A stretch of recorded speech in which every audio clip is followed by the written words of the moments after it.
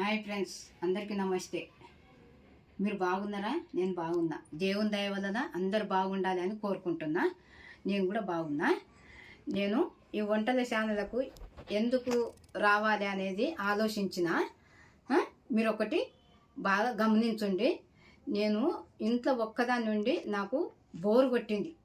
Bore కొడితే మా బిడ్డ ఏమన్నదంటే, నువ్వు స్కూల్లో ఇట్లా చేసినావు కదా, ఇంట్లో కూడా చేస్తావు కదా, చెయ్యొచ్చు కదా, నువ్వు అట్లా బోర్ వస్తుందని అంటున్నావు కదా అని అన్నది. అంటే బయట పోయి కూర్చుందామంటే కూడా నా ఏజ్ వాళ్ళు ఎవ్వరు లేరు, అంతా చిన్న చిన్న వాళ్ళు ఉన్నారు. మళ్ళీ బయట కూర్చున్నా కానీ లేనిపోయి నువ్వు ఒకటి అంటే నేను ఒకటి అంటే ఇటువంటివి బయలుతాయి.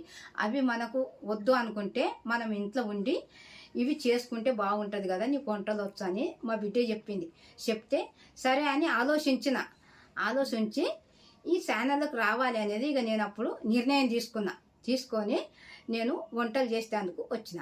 అయితే బయట చేస్తేనేమో 2 గంటలలో అయిపోతాయి అన్ని విధాలు.